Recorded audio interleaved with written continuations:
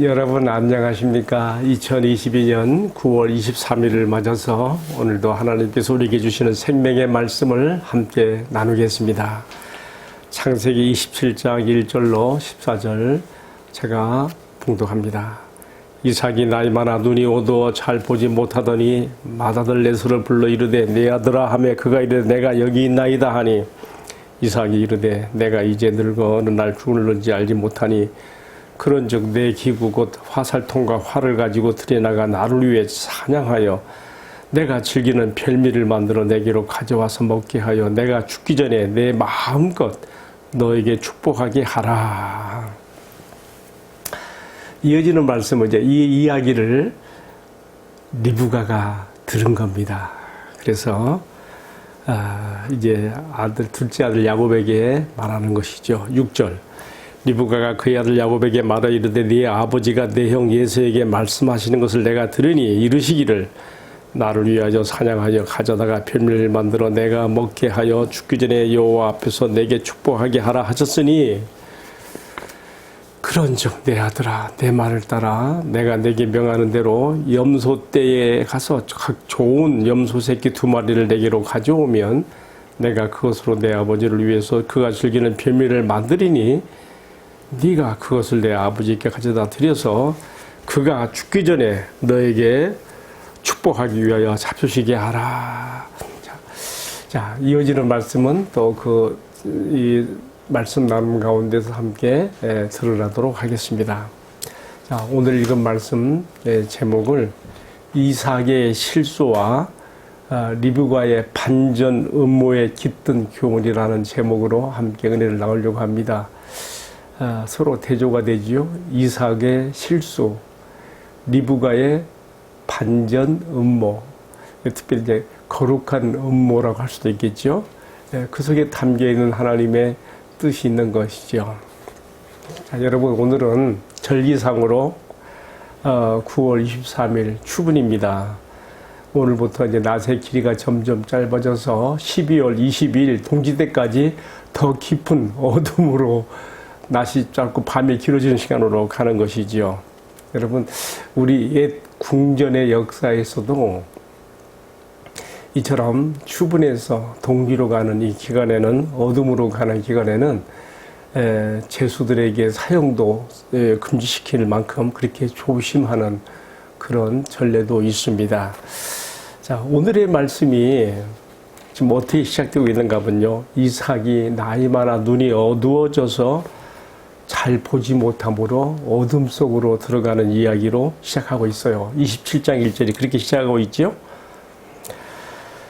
자, 저는 오늘의 말씀 첫 구절이 이렇게 이삭의 눈이 어두워져서 어둠으로 들어가는 이야기로 시작하는 것을 보면서 뭘 느끼는가 하면요. 이 책의 저자, 창세기 저자가 이 즈음에 이르러 이삭의 영안이 어두워졌다는 것을 우회적으로 이렇게 표현했다는 것으로 이해를 해보게 됩니다.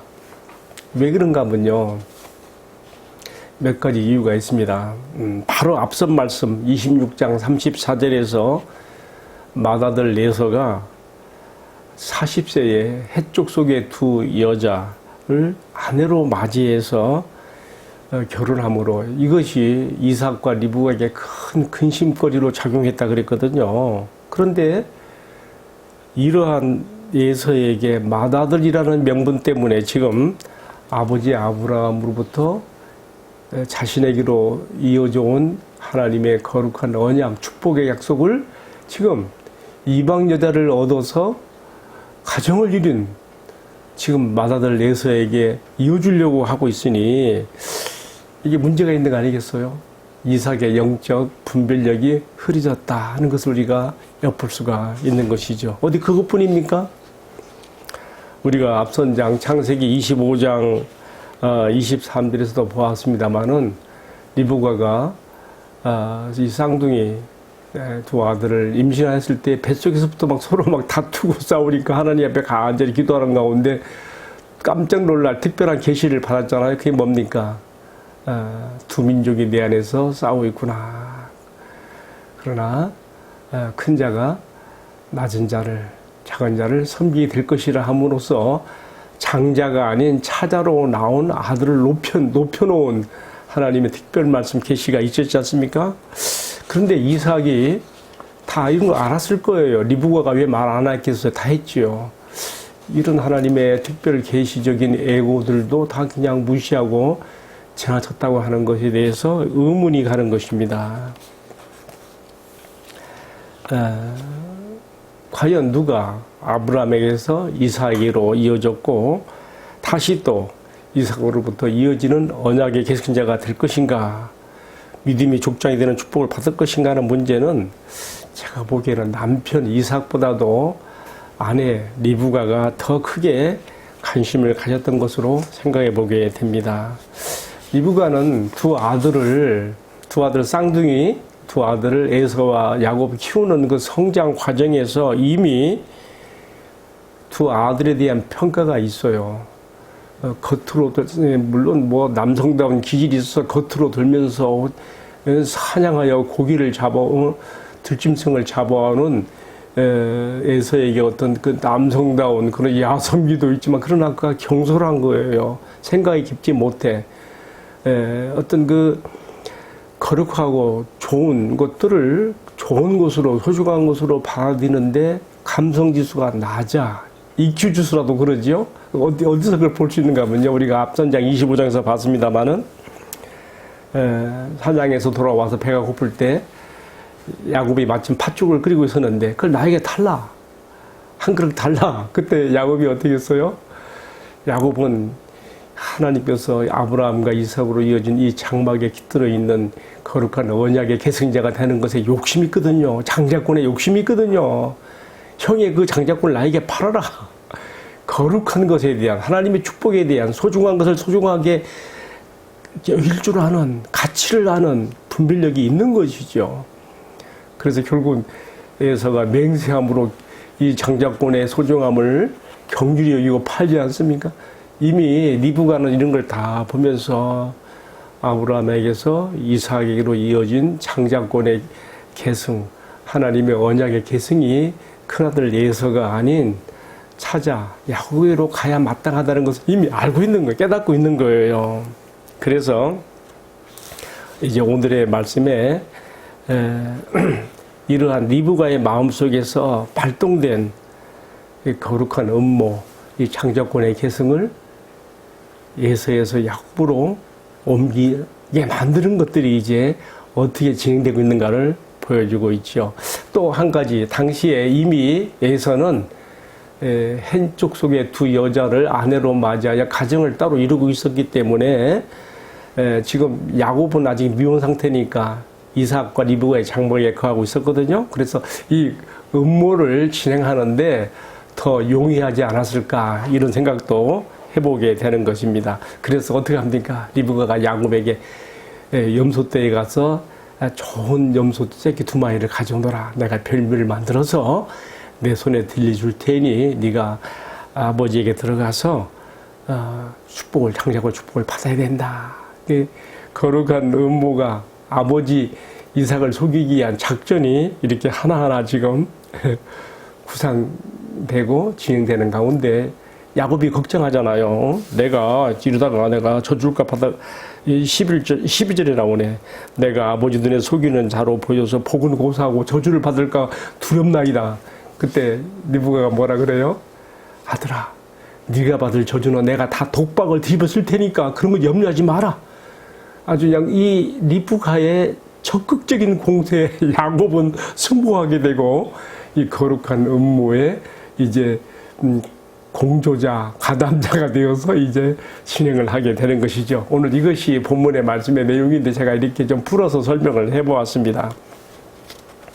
자, 여러분, 오늘 우리는 본문의 말씀에서 특별히 주목하는 것은 이삭의 영안이 어두워졌다. 참 이삭이 얼마나 훌륭한 사람이에요. 순종의 아들, 모리아산에서 정말 아버지 아브라함에게 자신의 아버지 하나님의 뜻을 이루기 위해서 자신의 몸을 번제드리는데 순종했던 그러한 훌륭한 이삭도 나이가 들어가면서 그가 영안이 흐려졌어요.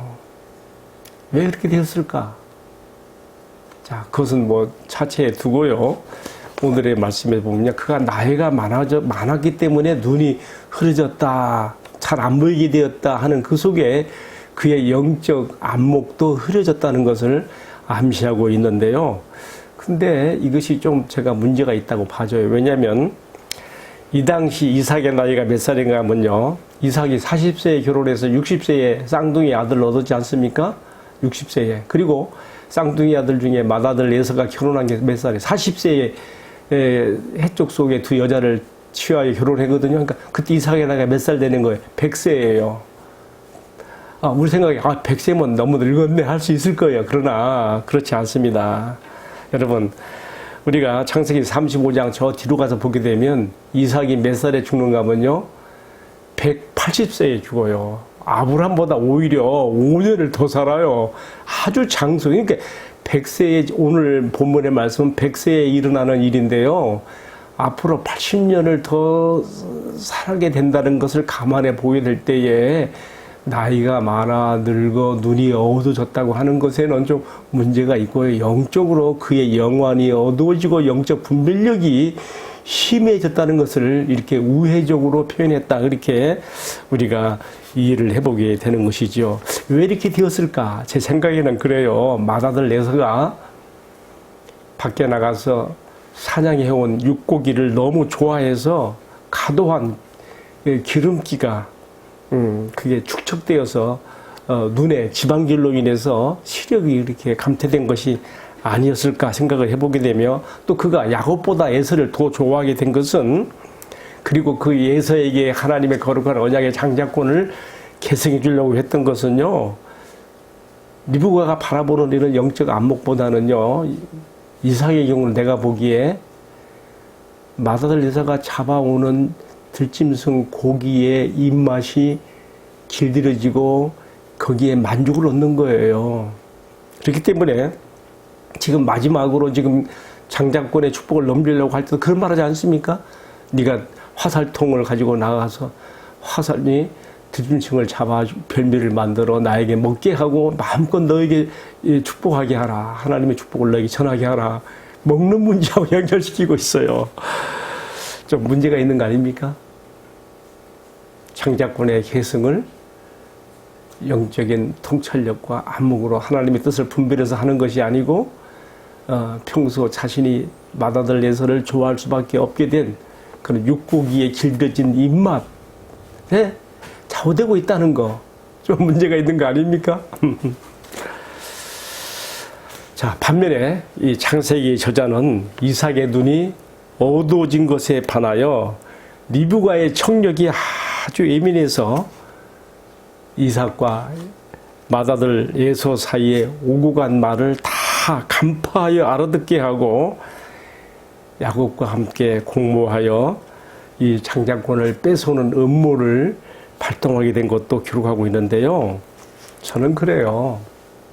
성경 창세기 저자가 이삭의 눈이 어두워졌다고 하는 이야기로부터 시작해가지고 또 그의 아내 리브가의 청력이 예민하여 이 이삭과 에서에게서 진행된 일들을 반전시키는, 그런데 모든 이런 배후에는 하나님의 언약이 머물러 있는 이 장막에 깃들어 있는 하나님의 역사가 이렇게 섭리하고 이렇게 진행시키고 있다는 것을 인정하게 되는 것이죠. 저는 이것을 어떻게 해서 이렇게 생각하게 되는가 하면요, 앞선 말씀 창세기 26장에서 아브라함과 리브가가 그랄 지방에 가서 참 자신들의 신변 보호를 위해서 온누이로 그렇게 거짓말을 했잖아요.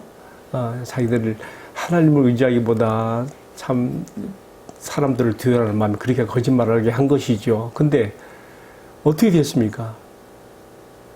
그랄 왕 아비멜렉이 우연하게 창밖으로 내다보다가 이삭의 장막에서 이삭이 리브가를 포옹하고 끼어드는 것을 보았거든요. 아, 이것들 봐라. 온누이라 그랬는데 서로 부부간이구나. 그래서 이삭을 불러서 이 일에 대해서 책망하고 참 이삭이 부끄러움을 당하게 되는데, 사실 그렇게 된 것이 다행인 것은 그들 가정에 오게 될 수 있는 더 큰 사단을 미리 하나님께서 차단시켰다.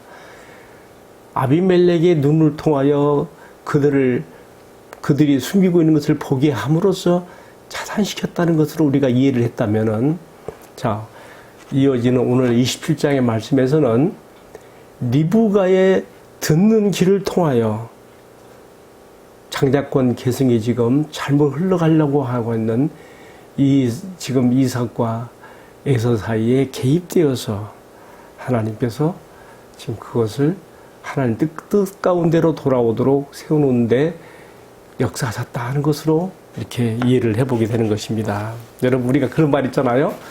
낱말은 새가 듣고 반말은 누가 들어? 쥐가 듣는다고 한 것처럼, 어째 이삭과 에서가 서로 주고받는 장자권 계승에 대한 이야기가 어떻게 보이지 않는 곳에서 리브가가 그 청력으로 그것을 예민하게 발동해서 듣게 되냔 말이죠.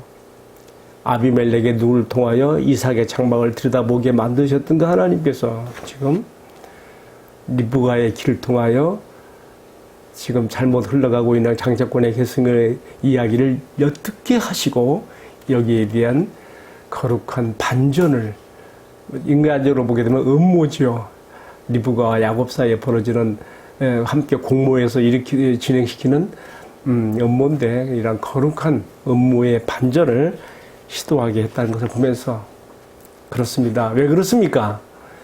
지금 이 가정은 그냥 보통 가정이 아니에요. 하나님의 언약이 흘러내려가는, 아브라함에게 줬던 언약이 이삭에게로, 또 그 다음에 또 이삭으로부터 또 야곱에게로 흘러가야 되는, 하나님의 뜻 가운데 가야 되는 이 거룩한 장막에 일어나는 일들이기 때문에 하나님께서 이렇게 개입하셨다는 것을 우리가 인정하게 되는 것이며, 따라서 오늘 내가 살아가는 현실에서 결코 우연이란 것은 없으며 모든 것은 우리 하나님의 주권적인 선택에서 시작되고, 또 하나님께서는 어떤 방법을 통해서든지 그의 뜻이 마땅히 이루어지게 하신다는 것을 오늘의 말씀의 교훈으로 파악드리게 되는 것입니다. 오늘의 말씀을 마치면서 로마서 11장 36절이 생각납니다. 어떻게 되어 있습니까? 이는 만물이, 만사가 주에게서 나오고 주로 말미암고 주께로 돌아감이라. 영광이 그에게 세세에 있을지어다. 아멘. 오늘의 말씀을 마치면서 우리가 이삭처럼 세월이 지나가면서 우리 나이는 점점 많아지고 신체는 노쇠가 되겠지만은, 그래서 우리 눈이 흐려지고 청력이 약해지지만은 우리가 하나님의 뜻을 깨닫고 바라보는 영적인 안목이 밝아지며 하나님 말씀을 잘 알아듣는 우리 청력은 밝아지기를 바라는 그러한 소원도 함께 갖게 됩니다. 기도하십시다.